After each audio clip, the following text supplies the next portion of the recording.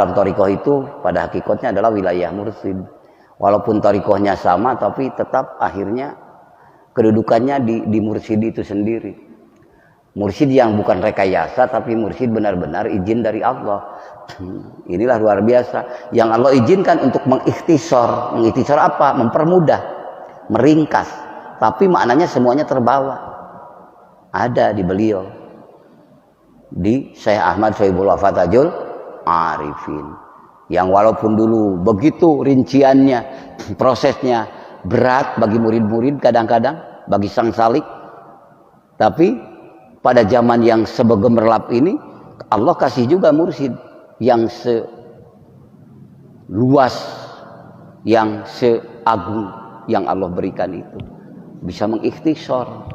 Bukan mereka beliau, tapi berdasarkan bimbingan, ilham dari hadirat Allah Subhanahu wa Ta'ala, dipermudah. Kita mengambil talqin tidak susah-susah. Kalau zaman dulu bisa puasa dulu 10 hari sampai 40 hari.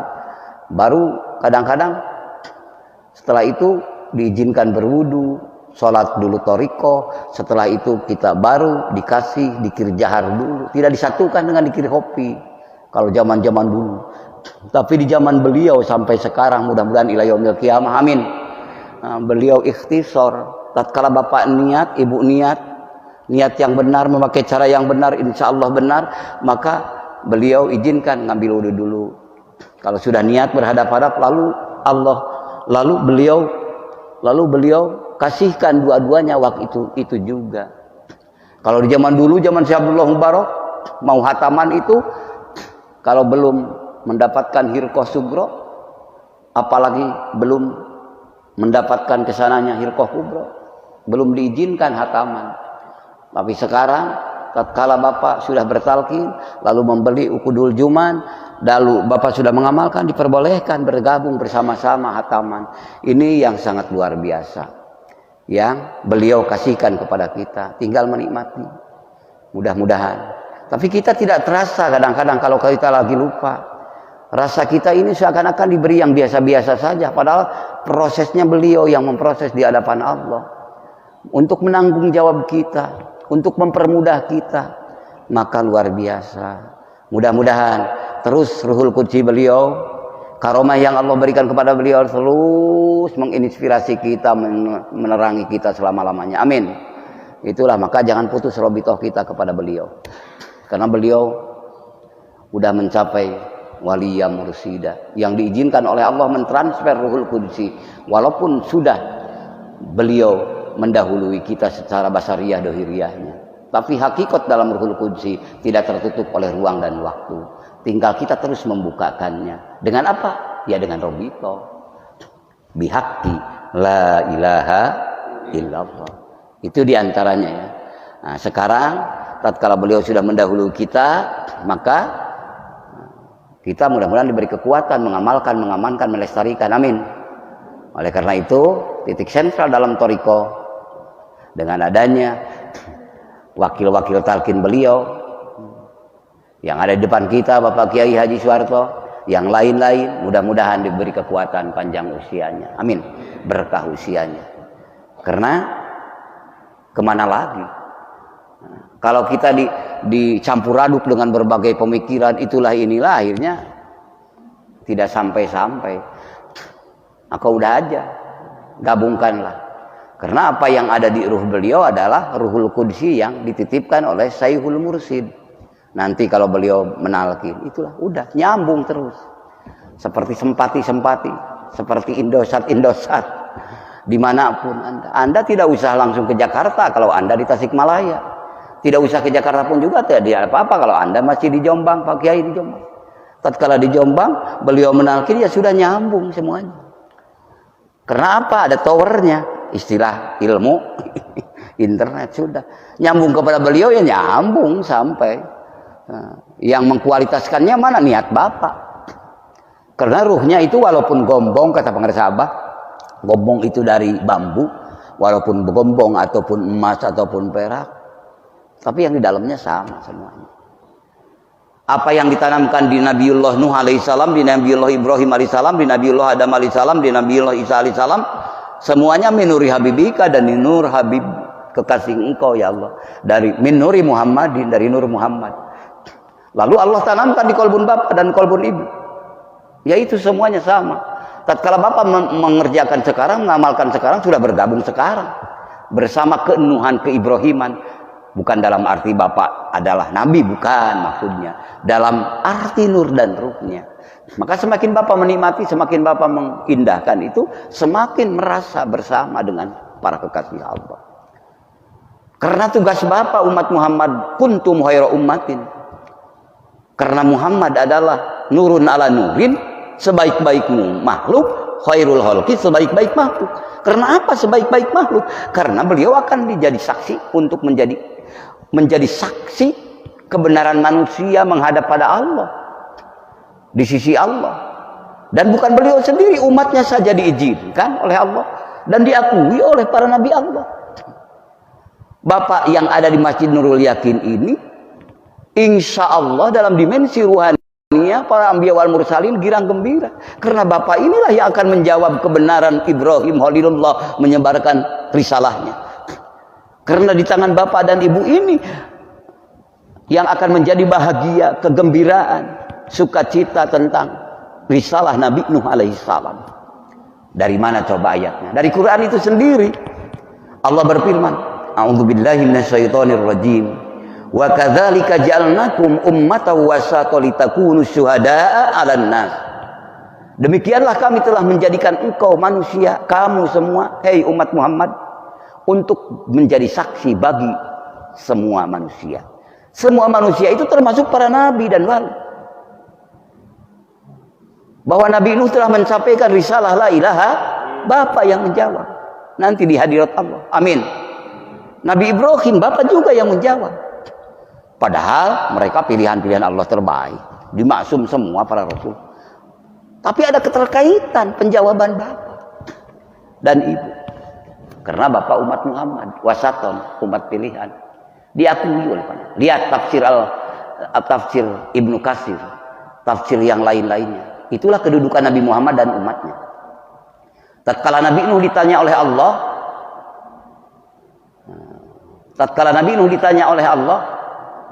tentang risalahnya, maka Nabi Nuh dipanggil oleh Allah. Hal balagta? Ya Nuh, hal balagta? Wahai Nuh, apakah kamu telah menyampaikan risalahmu kepada kaummu? Nabi Nuh datang di sore Bukhari ya nanti rincinya. Labbaika wa sa'daika ya Rabb. Aku datang memenuhi panggilanmu ya Rabb. Ada apa ya Rabb? Kata Nabi Nuh. Hal balagta? Apakah kamu telah menyampaikan risalahmu? Nabi Nuh menjawab, qala na'am ya Allah. Aku telah menyampaikan ya Allah. Terus Allah Subhanahu wa taala memanggil kaumnya. Fayud'a qaumuhu. Lalu Allah memanggil kaumnya Nabi Nuh. Lalu Allah firmankan kepada kaumnya. Liqaumi. Hal ballaghakum. Apakah kamu semua telah menerima apa yang diucapkan olehmu? Risalah darimu tentang keesaan Allah? Kata kaumnya, dulunya di dunianya tidak ikut Nabi Nuh, ternyata benar di akhiratnya juga tidak ikut, Pak. Bagaimana kata mereka kaum Nabi Nuh? Ma'atana minadirin wa ma'atana terus.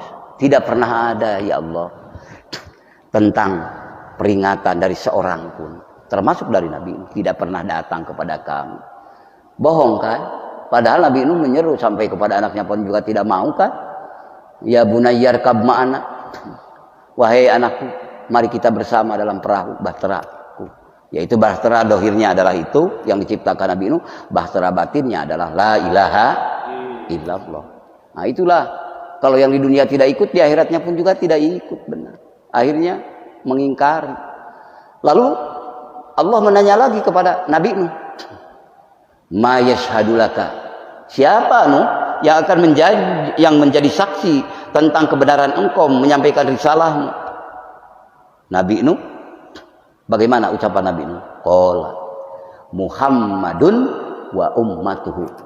Ya Allah, yang menjadi saksi yang sebenar-benarnya, saksi kebenaran aku menyampaikan risalah, tiada lagi dan tiada pula ya Allah kecuali Muhammad dan umatnya. Itulah penafsiran diantaranya wa kadzalika ja'alnakum ummatan wasatan litakunu syuhada wa yakuna ar-rasulu 'alaikum syahida. Umatnya menjadi saksi kepada seluruh manusia dan nabinya menjadi saksi kepada kita. Amin. La ilaha. Nah, lalu oleh Thariqah sangat-sangat bisa dipahami bagi para salik gitu. Kenapa? Tentang Nuh kan ada latifatur ruh, betul. Tatkala Bapak hidup ruhnya, kolbunnya, dari mulai latifatul kolbi naik ke latifatur ruh. Ada yang diizinkan langsung oleh syekhnya ataupun dipanggil, ada juga karena syekhnya udah membukakan maka jalan sendiri. Yang penting ada manual, ada otomatis. Ini kasih sayangnya Abah kepada murid-muridnya. Alhamdulillah. Bisa otomatis, bisa juga manual, datang sendiri minta ataupun dikasihkan oleh muridnya atau mursyidnya, oleh murabbinya. Itu luar biasa. Maka ada latifatur ruh Nabi Nuh dan Nabi Ibrahim wilayah, ada latifatus sirri wilayah Nabi Musa alaihi, ada latifatul hopi wilayah Nabi Isa ruhullah, ada latifatul apa wilayah Muhammad sallallahu alaihi. Ulul azmi kan ada, mewakili 25 nabi dan 124.000 nabi dan rasul. Dijawab oleh Bapak dengan la ilaha illallah. Semakin mengkristal, semakin membukakan hijab bahwa kebersamaan Bapak bersama Nuh alaihissalam, bersamaan Bapak bersama Ibrahim khalilullah, kebersamaan Bapak bersama Musa kalimullah, kebersamaan Bapa bersama Isa ruhullah, dan kebersamaan Bapa bersama Muhammad sallallahu alaihi nabiyullah habibana, kekasih kita semua. Mudah-mudahan Allah terus istiqomahkan kita, amin. Yalah, kurang lebih mohon maaf. Terima kasih atas kebersamaan. Mudah-mudahan menjadi inspirasi mengokohkan amalan kita, kekuatan keistiqomahan. Dan selanjutnya apa yang diceritakan ini bukan hanya dalam teori-teori. Karena Syekh Abdul Qadir Jailani di samping menceritakan pendakian hamba menuju Allah itu dikasihkan barangnya ini. Banyakkan para wali Allah yang luar biasa semuanya. Banyakkan kitab-kitab sufi yang sangat luar biasa semuanya. Tapi di samping keluar biasaannya itu ada yang lebih luar biasa lagi, yaitu guru agung kita. Mudah-mudahan kita dikasih, diakui sebagai muridnya, amin. Nah, di samping luar biasa kitab-kitabnya itu, kadang-kadang agak juga kebingungan bagaimana cara mengimplementasikannya, karena kadang-kadang baru wilayah logika, baru wilayah falsafi, baru wilayah ilmu teori. Tapi oleh beliau dikasihkan nih dikir jahar, nih dikir hopi, kan gak kebingungan yang bodoh ataupun yang pintar. Jadi bersama mendaki, karena yang langsung mendidiknya hakikatnya hadirat Allah sendiri, yang tidak ada jarak antara Bapa dengan dia. Wa yatalaqal ilmal laduni minal aliyil a'la. Langsung Allah sendiri yang mengajarkan kekuatan ketauhidan, kemahabbahan, kemakrifatan kepada Bapa. Itulah karena langsung alatnya dikasihkan. Ini dohirnya dikir jahar la ilaha, dan ini batinnya untuk meliputi semua batin organ tubuh ruhani. Ada latifatul hopi, latifatul ruh, latifatul kolbi, latifatul ruh, latifatul sirri, latifatul hopi, latifatul ahfa, sampai latifatul kolam, kan semuanya nih barangnya. Biar rasakan aja, amalkan aja terus. Luar biasa dalam TKN Qadiriyah wa Naksaban dia ini. Jadi Bapak tidak bingung banyak mikir-mikir yang lain-lain. Udah aja nikmati, amalkan, amankan, lestarikan, amin. Itu jadi tetap yang bodoh tetap berlabuh di sana, yang pintar tetap berlabuh di sana, karena kalimat itu tidak mendiskriminasi hamba, tidak mendiskriminasi umat. Maka luar biasa. La ilaha illallah. Barangkali kalau masih ada yang penasaran, yang ingin saling curhat, menanyakan, boleh di tempat ini, boleh nanti di mana, di tempat Pak Haji Dikri. Mohon maaf ya, kurang dan lebih ya, globalnya aja, nanti konkretnya ditalkinkan oleh beliau. Kalau yang belum, kalau yang sudah tinggal teruskan. Itu aja. Mohon maaf ya. Dan yang kedua, yang ditalkinkan oleh beliau itu hakikatnya sama ditalkin dengan oleh Pangresa Abah. Nah, Syekh Abdullah Mubarak, saya tolak karena alatnya itu juga sampai ke hadirat Rasul. Amin. Ya udah nikmati aja semuanya. Dan tidak ada yang baru, tidak ada yang sudah lama. Mudah-mudahan. Ya Allah, mohon maaf. Dan bapak-bapak, ibu-ibu, mohon maaf ya. Mudah-mudahan kita di tempat yang mulia ini saling mendoakan. Kita alhamdulillah dipertemukan di tempat yang mulia ini dengan sehat jasmani, mudah-mudahan sehat rohani juga. Amin. Dan Allah pertemukan di tempat yang mulia ini sebaik-baik pertemuan kan? Sebaik-baik pertemuan kan apa? Yaitu dalam lindungan Allah. Ijtima alaihi wa tafarraqu alaihi. Bertemu kita karena Allah, karena la ilaha. Berpisah pun karena la ilaha. Akhirnya digabungkan lagi di keabadian bersama la ilaha. Maka kalimatu haqqin alaiha nahya wa alaiha namut wa biha nub'atsu insyaallah taala minal aminin. Hidup kita ingin dalam la ilaha, mati kita pun ingin dalam la ilaha, dibangkitkan kita juga nanti di mahsyar ingin dengan la ilaha, udah sejahtera insyaallah taala minal aminin, dalam keadaan selamat sejahtera yang abadi. Amin. Itulah. Dan selanjutnya dengan segala hormat kami kepada beliau yang alhamdulillah bertemu di tempat yang mulia ini, kita sama-sama memohon doa juga dari beliau dan dari ikhwan akhwat. Saya juga mohon doa, mudah-mudahan setelah Allah pertemukan di tempat yang mulia ini melalui wasilah Bapak Haji Dikri, mudah-mudahan kita ditetapkan, dipertemukan kembali di surga Firdausnya. Amin. Itulah surga, itu namanya surgawi, surga Firdaus, surga Aden, surga Darul Hul, Darul Qoror, ada pokoknya luar biasa, Darussalam, itu nama-nama surga kan semuanya. Itu semua surgawi. Kalau istilah itu kenabian. Tapi ada satu surga yang kadang-kadang tidak mendapatkan. Orang dapat Jannatul Ma'wa tapi tidak mendapatkan satu surga itu. Apa? Surga apa? Surga ma'arif, surga ma'rifat. Itulah surga yang lebih tinggi di sisi Allah. Tapi itu bukan hanya dilamun, bukan hanya dibayang, bukan hanya dihayal. Surga itu harus didapatkan di dunia dulu. Surga ma'arif, surga ma'rifat itu yang telah Allah tanamkan di qalbun Bapak melalui Syaihul Mursyid yang datang dari Rasulullah. Itulah surga ma'arif, surga ma'rifat. Maka kerjanya itu hudurul qalbi, hadir hatinya. Hudurul qalbi ma'allah, hadir hatinya bersama Allah, biquwati dzikrillah, dengan kekuatan mengingat Allah, dengan kekuatan dzikrullah. Kerjanya hati, fi'lul qalbi, ma'rifatullah. Bergerak hati itu bekerja, ma'rifat mengenal Allah. Itu surga ma'rif. Yang tidak bisa dikatakan kepada siapapun. Dikira apa itu? Dikira hobi. Awas dikira hobi, jangan sembarangan menyampaikan dalam arti gegabah. Karena walaupun diceritakan, dilogikakan, dipidatokan, itu tidak akan jadi dikira hobi tanpa diijajahkan. Tanpa diijajahkan. Saya udah tahu dikir hopi begini waktu Pak Kiai nalkin. Saya juga tahu. Tapi dia tidak niat dikir, tidak niat talkin. Tetap Pak, kedudukannya bukan hopi Pak. Walaupun dihidupkan oleh diri. Sebab hopi ditekan oleh jadbah nafsaniyah, ditekan oleh logika, dihidupkannya dengan kekuatan akal yang didorong oleh min syahwatil hofiyah, didorongnya dengan kekuatan nafsu yang halus. Maka kedudukannya bukan hopi. Kalau hobi itu kahayatil maknun, mutiara yang tersembunyi, yang tidak bisa orang lain tahu. Walaupun sama kalimatnya tapi tak serupa. Walaupun serupa tapi tak sama. Inilah cara menarik benang merah bahwa dalam TKN kita ini yang luar biasa. Bapak ngumpul di sini tapi tidak niat talqin, tidak jadi dikir hobi, Pak. Hanya lafzul jalalah saja di wilayah mulki bermainnya. Tidak akan mengangkat derajat Bapak sampai ke malakut, ke lahut, apalagi. Karena apa? Produk logika, produk akal yang bersamaan dengan nafsu, yang sifatnya basariyah, kemanusiaan.